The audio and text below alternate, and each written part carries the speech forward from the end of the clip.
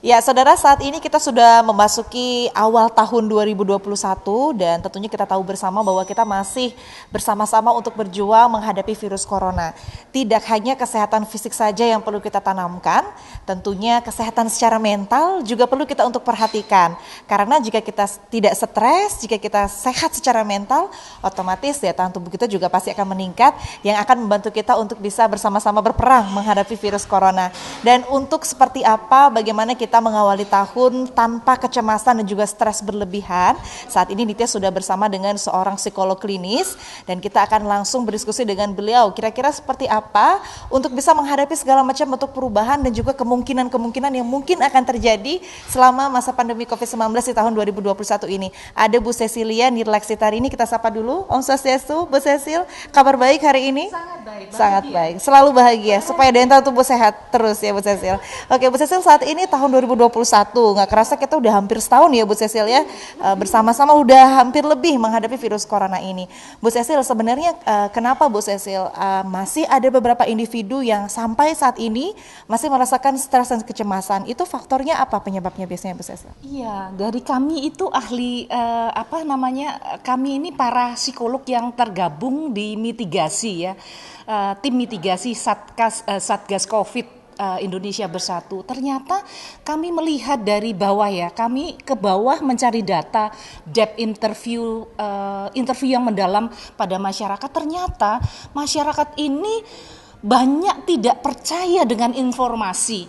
Jadi artinya kami itu tidak menyalahkan siapa-siapa, betul. Jadi yang kita lihat adalah kecenderungan masyarakat ini meminta adanya informasi yang jelas, maka kemudian program kami memberikan spokesperson gitu ya. Jadi ada spokesperson yang menerangkan ini sebetulnya COVID ini bagaimana. Nah, dengan sedemikian, terus ciri apa yang membuat kita tidak cemas? Oh, cemas penting, yang seperti saya pernah terangkan. Cemas penting, tetapi kebiasaan yang pokoknya saya nggak mau berubah, ini yang susah gitu ya. Kebiasaan itu harus bisa sangat fleksibel, tergantung situasinya. Kalau situasinya memang pandemi, kita rubah sesuai protokol yang ada. Jadi tahun 2021 ini kita belajar dari kesalahan apa sih kita lakukan. Oh, ternyata kedisiplinan misalnya kurang. Oh, karena informasi kurang. Sekarang kalau informasi sudah disediakan, ada, ayo kita bersama-sama satu mencintai diri kita sendiri kan. Kemudian kita bagaimana perilaku kita fleksibel. Kalau ada stres ini jangan, kalau ada stres kita berpikir dulu, ini stres karena apa? Sesuatu yang di luar diri saya atau di dalam? Oh, kalau di luar saya cari informasi. Kalau di dalam, kalau di luar udah benar informasinya, saya tinggal meregulasi, mengatur diri saya yang di dalam. Berarti memang stres dan kecemasan itu penting dalam kadar tertentu untuk membuat kita lebih siaga dan termotivasi melakukan segala bentuk protokol untuk mencegah, untuk survival. Kemudian Bu Cecil, saat ini juga kita lihat bahwa katanya ada mutasi virus corona yang mungkin belum sampai di Indonesia. Nah, yang seperti itu Bu Cecil, bagaimana kita menyikapinya supaya kita bisa tetap tenang tapi tetap melaksanakan protokol juga, itu gimana Bu Cecil? Karena itu juga salah satu bentuk perubahan ya Bu Cecil, itu seperti apa? Jadi sekali lagi kan informasinya harus jelas. Jadi kalau informasi nggak jelas kan ketakutan jadi banyak gitu ya.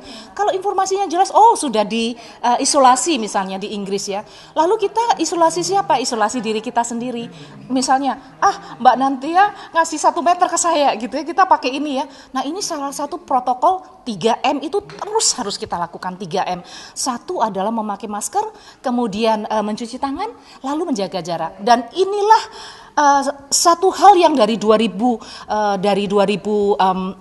ya kita lakukan terus menerus sampai 2021 karena ini perubahan. Kembali tekankan pada diri sendiri. Saya adalah mencintai diri saya. Ketika saya mencintai diri saya bagian dari masyarakat banyak, maka saya akan juga mencintai masyarakat sehingga saya tidak ingin menularkan. Sehingga saya jaga diri saya akan menjaga masyarakat. Jadi dinamika sosial kita ini tergantung dari diri kita sendiri, kesadaran kita. Nah, inilah yang dikatakan perubahan kesadaran perilaku. Kalau begitu untuk tipsnya nih Bu Cecil yang bisa mungkin dilakukan oleh pemirsa di rumah, hal-hal sederhana apa yang mungkin bisa menjadi starter point awal nih untuk kita melakukan perubahan perilaku supaya nanti kita bisa menghadapi virus corona ini dengan lebih sehat secara mental. Itu gimana tipsnya Bu Cecil? Iya, kalau memang kita lihat apakah kita menjadi khawatir itu sudah dari dulu gitu ya. Jadi kalau sudah dari dulu kita akan mendatangi misalnya ahli.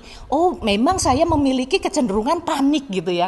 Tapi kalau misalnya saya punya informasi lalu saya bisa meregulasi perasaan saya menjadi jauh lebih positif.